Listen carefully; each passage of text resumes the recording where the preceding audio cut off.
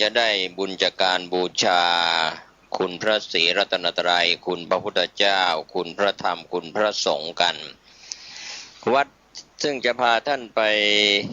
ไหว้พระกันก็เป็นวัดพระศรีรัตนศาสดารามหรือที่ชาวบ้านเรียกว่าวัดพระแก้วก็ถือว่าพระบาทสมเด็จพระพุทธยอดฟ้าจุฬาโลกโปรดเกล้าให้สร้างขึ้นพร้อมกับการสถาปนากรุงรัตนโกสินทร์เมื่อปีพุทธศักราช 2325 แล้วเสร็จในปีพุทธศักราช 2327 รัชกาลที่ 1 โปรดเกล้าให้เป็นที่ประดิษฐานพระพุทธมหามณีรัตนปฏิมากรหรือเราเรียกว่าพระแก้วมรกตพระพุทธรูปคู่บ้านคู่เมืองของไทยมาประดิษฐานณที่นี้วัดพระศรีรัตนศาสดารามนี้ภายหลังจากการสถาปนาแล้ว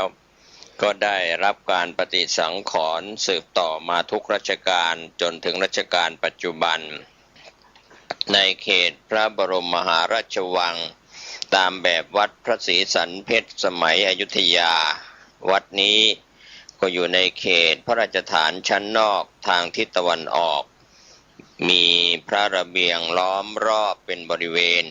เป็นวัดคู่กรุงที่ไม่มีพระสงฆ์จำพรรษาใช้เป็นที่บวชนาคหลวงแล้วก็ประชุมข้าทูลละอองพระบาทถือน้ำพระพิพัฒน์สัตยา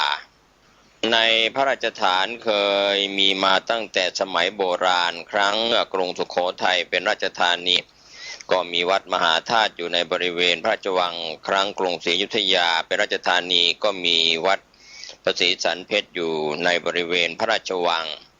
ตลอดจนถึงครั้งพระบาทสมเด็จพระพุทธยอดฟ้าจุฬาโลกมหาราชครับก็ทรงสร้างกรุงเทพมหานครก็มีวัดพระศรีรัตนศาสดารามยังมีเหตุอีกอย่างหนึ่งก็คือทรงได้พระแก้วมรกตมาเป็นศรีพระนครจากกรุงเวียงจันทร์ประเทศลาวจึงทรงสร้างวัดพระศรีรัตนศาสดารามขึ้นในบริเวณพระบรมมหาราชวังพร้อมกับการสร้างกรุงเทพมหานครขึ้นเป็นราชธานีเมื่อปีพุทธศักราช 2325 วัดพระศรีรัตนศาสดารามสร้างอยู่2 ปีจึงได้เชิญพระแก้วมรกตจากวัดอรุณราชวรารามฝั่งกรุงธนบุรีมาประดิษฐานที่ในพระอุโบสถเมื่อปีพุทธศักราช 2327 สร้างในสมัยรัชกาลที่ 1ก็คือพระอุโบสถวัดพระแก้วเป็นพระอุโบสถขนาดใหญ่หลังคารถ4 ระดับ3 ซ้อนมีช่อฟ้า3 ชั้นปิดทองประดับกระจกตัวพระอุโบสถมีระเบียงเดินได้โดยรอบมีหลังคาเป็นพลัยคุมรับด้วยเสานางลายปิดทองประดับกระจกทั้งต้นพนักระเบียงรับเสานางรายทำเป็นลูกฟักประดับด้วยกระเบื้องเคลือบสีอย่างจีนก็ตัวพระอุโบสถมีฐานปัดรับอีกชั้นหนึ่งนะครับประดับครุฑยุคนาคหล่อด้วยโลหะปิดทองมีเสารายเทียนหล่อด้วยทองแดงล้อมรอบทั้ง4 ด้านผนังพระอุโบสถในรัชกาลที่ 1เขียนลายรดน้ำบนพื้นขาดแดงรัชกาลที่ 3โปรดเกล้าให้ปั้นลายพุ่มข้าวบินปิดทองประดับกระจกเพื่อให้เข้ากับผนังมณฑปปิดทองประดับกระจกบานพระทวารแล้วก็พระบัญชรประดับมุกทั้งหมดฝีมือช่างสมัยรัชกาลที่ 1ที่เชิงบันไดก็มีสิงห์หล่อด้วยสำริดบันไดละคู่รวม12 ตัวโดยได้แบบมาจากเขมรคู่หนึ่งแล้วหล่อเพิ่มอีก10 ตัวภายในพระอุโบสถเป็นที่ประดิษฐานพระพุทธมหามณีรัตนปฏิมากรพระแก้วมรกตพระพุทธรูปปางสมาธิ ทำด้วยมณีสีเขียวเนื้อเดียวกันทั้งองค์หน้าตักกว้าง 48.3 เซนติเมตรสูงตั้งแต่ฐานถึงยอดพระเศียร 66 เซนติเมตรประดิษฐานอยู่ในบุษบกทองคำพระบาทสมเด็จพระพุทธยอดฟ้าจุฬาโลกมีพระราชศรัทธาสร้างเครื่องทรงถวายเป็นพุทธบูชาสำหรับฤดูร้อนและฤดูฝนเครื่องทรงสำหรับฤดูร้อนเป็นเครื่องต้นประกอบด้วยมงกุฎพาหุรัตน์ทองกรพระสังวาลเป็นทองลงยาประดับมณีต่างๆจอมมงกุฎประดับด้วยเพชรเครื่องทรงสำหรับฤดูฝนเป็นทองคำเป็นกาบหุ้มองค์พระอย่างห่มดองจำหลักลายที่เรียกว่าลายพุ่มเข้าบินพระเศียรใช้ทองคำเป็นกาบหุ้มตั้งแต่ไรพระศกถึงจอมเมาลีเม็ดพระศกลงยาสีน้ำเงินแก่พระลักษมีทำเวียนทักษิณาวัตรประดับมณีและก็ละลงยาให้เข้ากับเม็ดพระศกพระบาทสมเด็จพระนั่งเกล้าเจ้าอยู่หัวทรงสร้างเครื่องทรงฤดูหนาวถวายอีกชุดหนึ่งด้วยทองเป็นหลอดลงยาร้อยด้วยลวดทองเกลียวทำให้ไหวได้ตลอดเหมือนกับผ้าใช้คลุมทั้งสองพาหาขององค์พระพระราชพิธีเปลี่ยนเครื่องทรงพระแก้วมรกตนั้นกระทำกัน3 ครั้งต่อ1 ปีในสมัยรัชกาลปัจจุบันพระบาทสมเด็จพระเจ้าอยู่หัวทรงพระมหากรุณาธิคุณพระราชดำเนินลงมาทรงประพรมน้ำพระพุทธมนต์พระราชทานให้กับประชาชนที่คอยเฝ้ารอบพระอุโบสถด้วยนับเป็นการทรงเริ่มต้นประเพณีใหม่อย่างหนึ่งความงดงามวิจิตรของพระอุโบสถที่สวยที่สุดในประเทศไทยก็คือความสำคัญของพระอุโบสถวัดพระศรีรัตนศาสดารามนอกจากเป็นที่ประดิษฐานพระแก้วมรกตพระคู่บ้านคู่เมืองของประเทศไทยแล้วก็ยังมีปูชนียวัตถุที่ถูกสร้างขึ้นอย่างวิจิตรบรรจงจนได้รับความยอมรับให้เป็นสิ่งมหัศจรรย์แห่งหนึ่งของโลกก็มี1 บุษบกทองคำทรงพระแก้วมรกตสร้างในสมัยรัชกาลที่ 1สมเด็จเจ้าฟ้ากรมพระยานริศรานุวัติวงศ์ซึ่งทรงเป็นช่างเอกในสมัยรัชกาลที่ 5 ที่ 6 และที่ 7ทรงเขียนไว้ว่าทำด้วยความตั้งใจเป็นทรงงามที่ 1ซึ่งเห็นในกรุงรัตนโกสินทร์ส่วนที่ 2บานทวารประตูประกับมุกสร้างในสมัยรัชกาลที่ 1เป็นฝีมือที่น่าชมอย่างยิ่งเห็นว่าตั้งใจทำแข่งขันกับบานที่ทำครั้งแผ่นดินพระเจ้าบรมโกศซึ่งอยู่ที่วิหารยอดในวัดนี้เองคู่หนึ่งอยู่ที่วัดพระมหาธาตุวัดพระศรีรัตนมหาธาตุเมืองพิษณุโลกอีกคู่หนึ่งส่วนประเด็นที่ 3พระพุทธรูปพระพุทธยอดฟ้าจุฬาโลกพระพุทธเลิศล้านภาลัย2พระองค์นี้พระบาทสมเด็จพระนั่งเกล้าเจ้าอยู่หัวทรงสร้างประมาณว่าในปลายปีพุทธศักราช 2385 หรือต้นปีพุทธศักราช 2386 เพราะพบหมายรับสั่งเกณฑ์อิฐก่อสร้างตั้งพระพุทธรูป2 องค์นี้เมื่อปีพุทธศักราช 2386 เป็นพระพุทธรูปยืนสูง6 ศอกครับก็3 เมตรหล่อด้วยทองสำริดเป็นแกนในแล้วหุ้มทองคำหนักพระองค์ละ63 ชั่ง14 ตำลึงก็ราว76 กิโลกรัมทรงเครื่องต้นอย่างพระเจ้าจักรพรรดิลงยาราชาวดีประดับด้วยนวรัตน์มีค่าประเด็นที่ 4พระสัมพุทธพันนีเป็นพระสมาธิหล่อกะไหล่ทองพระบาทสมเด็จพระจอมเกล้าเจ้าอยู่หัวโปรดให้สร้างเมื่อปีพุทธศักราช 2373 ครั้งยังทรงผนวดเสด็จประทับที่วัดสมรายวัดราชาธิวาสตามแบบอย่างพุทธ ลักษณะซึ่งทรงสอบสวนได้ก็คือไม่มีพระเกศมาราหรือว่าเมาลีเหนือพระเศียรก็ถึงพระรัศมีทีเดียวจีวรเป็นริ้วทรงแสดงปางสมาธิแล้วก็ประทับนั่งขัดสมาธิราบสำเร็จแล้วจึงทรงบรรจุวงพระชนพรรษาและพระสุพรรณบัตรความสวยงามประเด็นที่5พระพุทธรูปทรงเครื่องปางห้ามสมุด10พระองค์หล่อด้วยสำริดหุ้มทองคำซึ่งตั้งอยู่เป็นคู่เหนือพระเบญจารองรับบุษบกทองคำทรงพระแก้วมรกตกับพระมหากษัตริย์ในพระราชวงศ์จักรีโปรดให้สร้างขึ้นอุทิศถวายแก่พระมหากษัตริย์และเจ้านายในพระราชวงศ์ตามลำดับหลังจากสวรรคตแล้วก็สิ้นพระชนม์แล้วความสวยงามลำดับที่6สิงห์สำริดทวารบาลมีทั้งหมด6คู่หรือ12ตัวเชื่อกันว่าคู่ที่ตั้งอยู่2ข้างพระทวารกลางทางทิศตะวันออกเป็นฝีมือช่างขอมรัชกาลที่1โปรดให้ย้ายมาจากประเทศกัมพูชาก่อนอีก5คู่หรือว่า10ตัวลอกเลียนแบบขึ้นในสมัยนั้นด้านข้างบันไดใหญ่หน้าปราสาทพระเทพบิดรทางทิศตะวันออกบนพื้นชั้นล่างทางด้านเหนือและก็ใต้มีสิงห์ศิลา2ตัวเป็นสิงห์ขอมสมัยบายนความสวยงามในประเด็นที่7เป็นจิตรกรรมฝาผนังภายในพระอุโบสถเข้าใจว่าภาพไตรภูมิในพระพุทธศาสนากามภูมิรูปภูมิและอรูปภูมิบนผนังทิศตะวันตก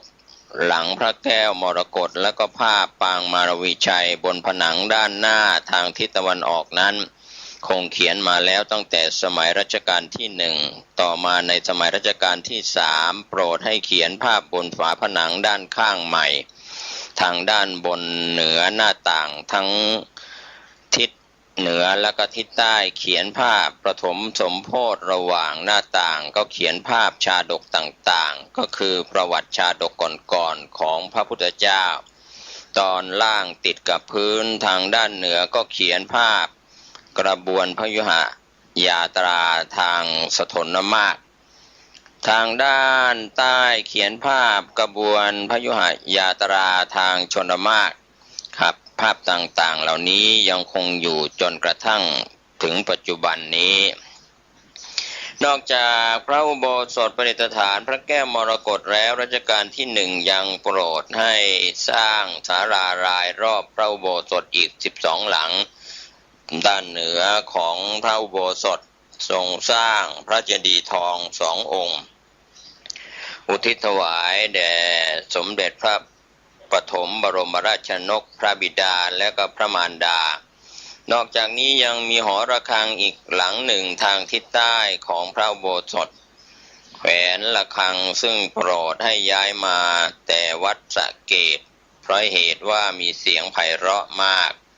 สำหรับรูปยักษ์เฝ้าประตูขนาดใหญ่เป็นคู่สันนิษฐานว่าสร้างมาแล้วตั้งแต่ครั้งรัชกาลที่4 คู่มาซ่อมแซมและเพิ่มเติมในครั้งนี้อีก2 คู่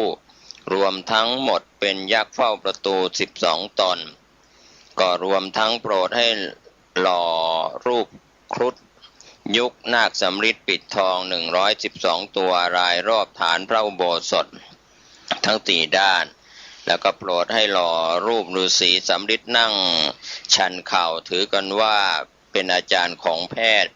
มีหินและก็แท่นบดยาตั้งอยู่ข้างหน้าทางทิศตะวันตกของวัดหน้าประตูทางเข้าให้ประชาชนนำยามาบดเพื่อให้ยานั้นศักดิ์สิทธิ์ยิ่งขึ้นทางด้านทิศตะวันตกของพระอุโบสถมีปูชนียสถาน3 สิ่งสร้างเรียงกันก็มีความสวยงามสะดุดตาผู้พบเห็นแล้วก็ได้กลายเป็นสัญลักษณ์ของวัดพระศรีรัตนศาสดารามที่ถูกถ่ายภาพมากที่สุดประกอบด้วยปราสาทพระเทพบิดรพระมณฑปแล้วก็พระศรีรัตนเจดีย์ก็มีประวัติโดยย่อ คือพระศรีรัตนเจดีย์เป็นเจดีย์ประดับกระเบื้องสีทองทั้งองค์สวยที่สุดในวัดและสามารถมองเห็นได้แต่ไกลสร้างตามแบบพระมหาสถูปในวัดพระศรีสันเพชรที่พระนครศรีอยุธยาองค์หนึ่งทรงก่อเลิกเมื่อปีพุทธศักราช 2398 ถวายพระนามว่าพระศรีรัตนเจดีย์ประดิษฐานพระสารีริกธาตุของพระพุทธเจ้าแต่เพิ่งประดับกระเบื้องทองสมัยรัชกาลที่ 5ส่วนที่สองเป็นพระมณฑปติดกับพระศรีรัตนเจดีย์ก็คือพระมณฑปสร้างขึ้นอย่างวิจิตรบรรจงเพื่อใช้เป็นที่เก็บพระไตรปิฎกภายในมีตู้ประดับมุกขนาดใหญ่สำหรับเก็บพระไตรปิฎกฝีมืองดงามเจ้าพญามหาเสนาต้นสกุลบุญนาคเป็นผู้ควบคุมการสร้างสำหรับพระมณฑปองค์นี้สมเด็จเจ้าฟ้ากรมพยานริศรานุวัติวงศ์ได้ทรงชมเชยไว้มากแล้วก็ทรงสรรเสริญว่าพระมณฑปเป็นสิ่งที่ตั้งใจทำอย่างดีที่สุดควรชมทุกอย่างทั้งฝีมือก็ยังคงมีอยู่มากก็คือนาคพลสิงห์กระไดเป็นแบบเก่าที่สุดหน้าเป็นมนุษย์ไม่ใช่งูยักษ์บนปลายพลสิงห์งามที่สุดยักษ์ทวารบาลฐานปัดตลอดถึงผนังลายงามที่สุดบานทวารประดับมุกดีเสมอกับพระอุโบสถตู้พระไตรปิฎกทรงมณฑปประดับมุกงามอย่างยิ่งทางด้านเหนือพระมณฑปโปรดให้ถ่ายแบบพระนครวัดในประเทศกัมพูชามาสร้างเป็นอย่างขนาดย่อมเพราะในขณะนั้นประเทศกัมพูชายังเป็นประเทศราชขึ้นต่อประเทศไทยแต่ค้างมาสร้างสำเร็จในรัชกาลที่ 5เมื่อฉลองกรุงเทพมหานครครบ100 ปีสำหรับปราสาทพระเทพบิดรอยู่ทางด้านหน้าพระอุโบสถเป็นที่ประดิษฐานพระปางวัดพุทธไทยสวรรค์กับจังหวัดพระนครศรีอยุธยาเรียกกันว่ารูปพระเจ้าอู่ทองชาวพระนครศรีอยุธยานับถือกันว่าศักดิ์สิทธิ์มีผู้เส้นสวงบนบานเป็นนิจพระเจ้าลูกยาเธอในรัชกาลที่ 1ก็คือกรมหมื่นเทพพลพรรคโปรดให้เชิญเทวรูปพระเทพบิดรนั้นลงมายังกรุงเทพแล้วหล่อเป็นพระพุทธรูปหุ้มเงินทรงเครื่องประดิษฐานไว้ในปราสาทพระเทพบิดรด้านหน้าปราสาทพระเทพบิดรเป็นลานกว้างประดิษฐานเจดีย์ทอง2 องค์มีรูปเท้าจตุโลกบาลยกฐานรอบเจดีย์สวยงามแปลกตารัชกาลที่ 1ทรงสร้างอุทิศถวายพระราชบิดาพระราชมารดาไว้ตั้งแต่ก่อนส่วนพระรูปเจ้าแม่กวนอิมศักดิ์สิทธิ์กลางแท่นบูชาวัดพระแก้วนั้นบริเวณหน้าพระอุโบสถเป็นที่ตั้งกระถางธูปและก็แท่นบูชาสำหรับไหว้พระขอพรพระแก้วมรกตด้านหลังที่ตั้งกระถางธูปเป็นที่ประดิษฐานพระรูปเจ้าแม่กวนอิมแกะสลักจากศิลาเขียวแบบจีนหันพระพักตร์เข้าหาและก็นมัสการพระแก้วมรกตพุทธศาสนิกชนชาวจีนและก็ชาวต่างประเทศนิยมมาไหว้พระขอพรจากพระรูปเจ้าแม่กวนอิมแห่งเดียวใน9วัดหลวงที่ศักดิ์สิทธิ์ที่สุดในกรุงเทพพระปาง8 องค์หน้าวัดพระแก้วใกล้กับปราสาทพระเทพบิดรมาทางทิศตะวันตกนั้นสร้างวิหารขึ้นอีกหลังหนึ่งเป็นที่ประดิษฐานพระนาคเป็นพระพุทธรูปยืนขนาดสูงเห็นจะราว8 ศอกก็คือ4 เมตรหล่อด้วยนาคเชิญมาแต่พระนครศรีอยุธยาจึงเรียกวิหารนั้นว่าพระหอพระนาคทางหน้าวัดข้างด้านตะวันออกสร้างพระปราง8 องค์รายเป็นระยะอยู่นอกพระระเบียง6 องค์ภายในพระระเบียง2 องค์เป็นเขตพระอารามข้างด้านตะวันออกพระปรางทั้ง8 องค์นี้ได้ทรงสร้างอุทิศถวายแด่ปูชนียบุคคลและวัตถุในพระพุทธศาสนา มีนามตามลำดับตั้งแต่เหนือไปถึงใต้ดังนี้พระสัมมาสัมพุทธมหาเจดีย์อุทิศถวายแด่พระพุทธองค์พระสัทธรรมปริยัติวรามหาเจดีย์อุทิศถวายแด่พระธรรมพระอริยสังฆสาวกมหาเจดีย์อุทิศถวายแด่พระสงฆ์พระอริยวิสาวิกภิกษุณีสังฆมหาเจดีย์อุทิศถวายแด่พระภิกษุณีองค์ที่3และ4นี้อยู่ภายในพระระเบียงหน้าปราสาทพระเทพบิดรพระปัจเจกโพธิสัมพุทธมหาเจดีย์อุทิศถวายแด่พระปัจเจกโพธิคือบรรดาพระพุทธเจ้าที่ตรัสรู้แล้วไม่สั่งสอนใครบรมจักรวรรดิราชามหาเจดีย์อุทิศถวายพระมหาจักรพรรดิพระโพธิสัตวกิษดามหาเจดีย์อุทิศถวายแด่พระมหาโพธิสัตว์พระศรีอริยเมตตามหาเจดีย์อุทิศถวายแด่พระโพธิสัตว์ศรีอริยเมตไตรผู้จะลงมาตรัสรู้ในอนาคตครับแก้วแหวนเงินทองไหลมาเทมานำมงคลมาสูงสุดสู่ชีวิตจากความงดงามและความศักดิ์สิทธิ์ของวัดพระศรีรัตนศาสดารามหรือวัดพระแก้วซึ่งเป็นวัดที่สวยที่สุดในประเทศไทยและเป็นวัดในพระพุทธศาสนาที่สวยที่สุดในโลกได้กลายเป็นสถานที่ท่องเที่ยวระดับโลกที่ดึงดูดนักท่องเที่ยวจากทั่วโลกเข้ามาเที่ยวชมสมควรที่ชาวไทยควรร่วมกันรักษามรดกชิ้นเอกของชาติแห่งนี้ให้คงอยู่คู่กับกรุงรัตนโกสินทร์ตลอดไปสำหรับชาวไทยทั้งประเทศต่างน้อมสักการะให้วัดพระแก้วเป็นวัดที่ศักดิ์สิทธิ์สูงสุดในประเทศไทยและเป็นวัดที่พุทธศาสนิกชนไทยนิยมมาไหว้พระขอพรและทำบุญไหว้พระ9 วัดด้วยคตินิยมความเชื่อว่าแก้วแหวนเงินทองไหลมาเทมาและนำมงคลสูงสุดสู่ชีวิตครับก็เป็นส่วนที่เราได้ทำความเข้าใจในเรื่องราวเกี่ยวกับการไหว้พระ9 วัดวัดแรกก็คือวัดพระศรีรัตนศาสดารามวัดพระแก้วครับอยู่ในเขตพระบรมมหาราชวังปัจจุบันนี้หลายคนหลายท่านได้มีโอกาสเดินทางไปไหว้พระแก้วมรกตเข้าไปชมวัดพระศรีรัตนศาสดารามพระแก้วมรกตนั้นก็เป็นที่เคารพนับถือก็ในยุคสมัยอดีตก็ไปประดิษฐานอยู่หลายแห่งไม่ว่าจะเป็นเขตล้านนาหรือทางสปป.ลาวก็ดีครับเราก็ได้กลับมาเป็น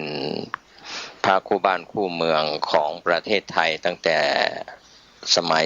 สมเด็จพระพุทธยอดฟ้าจุฬาโลกมหาราชได้อัญเชิญมาจากสปป.ลาวในสมัยอดีตครับก็ถือว่าเป็นมิ่งมงคลสำหรับพี่น้อง